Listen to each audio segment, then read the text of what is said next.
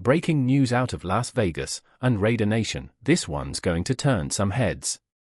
The Las Vegas Raiders have officially traded wide receiver Jakobi Meyers to the Jacksonville Jaguars. Yes, you heard that right. This move caught a lot of people off guard, including me. According to multiple league sources, the Raiders are sending Meyers to Jacksonville in exchange for a 4th and 6th round draft pick. Several teams, including the Steelers and Jaguars, were in the mix, but it's the Jags who sealed the deal. Now, before we dive deeper into what this means for the future of the silver and black, before listening to the latest Raiders news, make sure you subscribe to the channel. Back to business, this trade is a big one for Las Vegas. Meyers had been open about wanting a move before the season began, and the Raiders clearly weren't looking to give him a new deal. So, instead of letting him walk for nothing in free agency, they made a smart play, picking up 2 valuable draft picks. For a player whose contract was about to expire, a 4th and 6th rounder is fantastic value. Moves like this show that the Raiders front office is starting to think strategically, building flexibility for the future while keeping cap space in check. Jakobi Meyers was a solid and dependable teammate, no doubt about that. But in terms of explosiveness and game-changing ability, the Raiders might be looking for more speed and upside going forward. This trade could be the first step toward reshaping the wide receiver room and setting the tone for a more dynamic offense in 2025. Let's be honest, Jakobi Meyers isn't the kind of receiver who's going to break 3 tackles, make defenders miss in space, or torch defenses with blazing speed. He's reliable, he's precise in his routes, but he's not a game-changing playmaker. And that's exactly why the Las Vegas Raiders were hesitant to hand him a massive $20 million contract.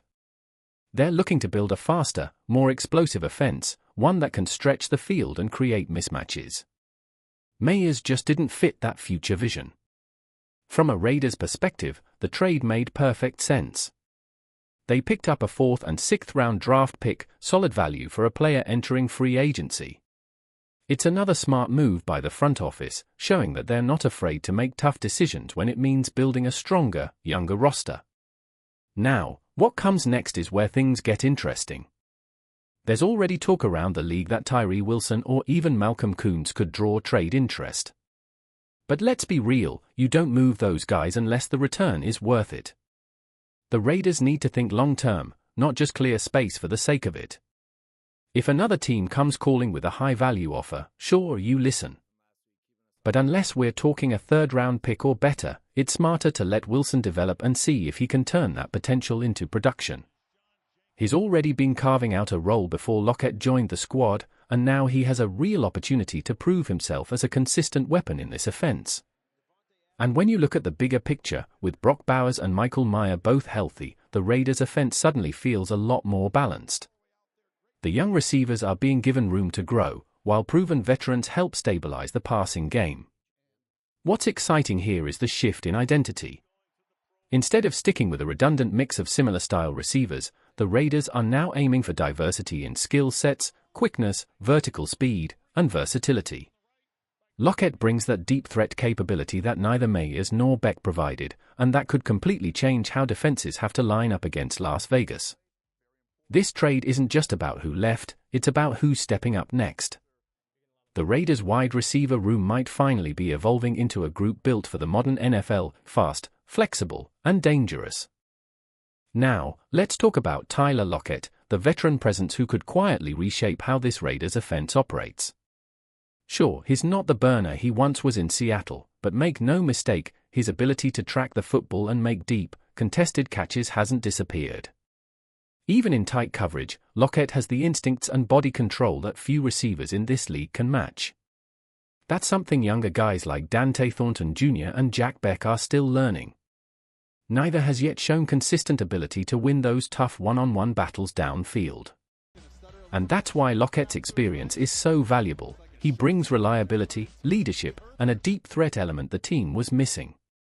Looking at this wide receiver room now, the chemistry feels different, and that's a good thing. It's no longer about just having names on paper, it's about finding the right blend of skills.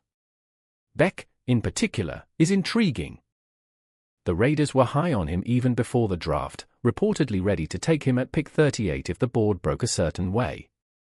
His tape shows flashes of real upside, and once that confidence builds, he could turn into a consistent contributor.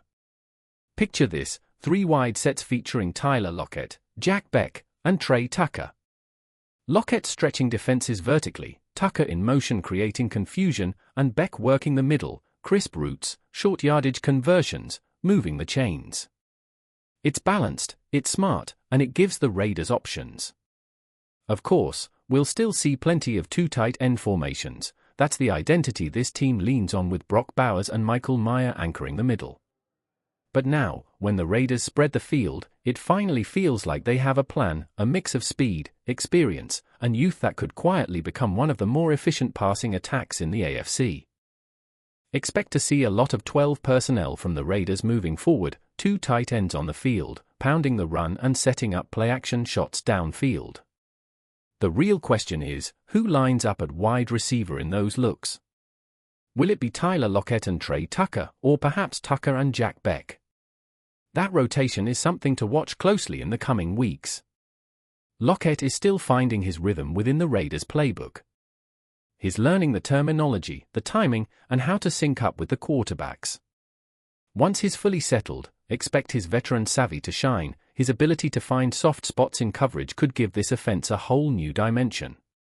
Now let's talk about the financial side of this trade, because that's another win for Las Vegas.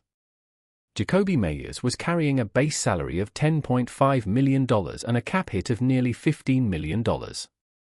By trading him mid-season, the Raiders save roughly $5 to $6 million in cap space, money that can now be used to strengthen other areas of the roster.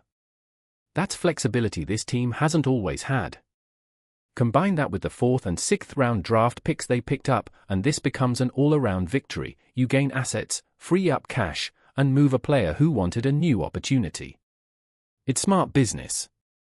Give credit to John Spytek and the front office. They're starting to think strategically, balancing the short-term roster needs with long-term cap management. Moves like this send a message: the Raiders are building for sustainability, not just survival. As the trade deadline inches closer, keep an eye on Las Vegas. More moves could be coming. But one thing's clear, the Raiders are finally operating like a team with a plan, and that's something fans have been waiting to see for a long time.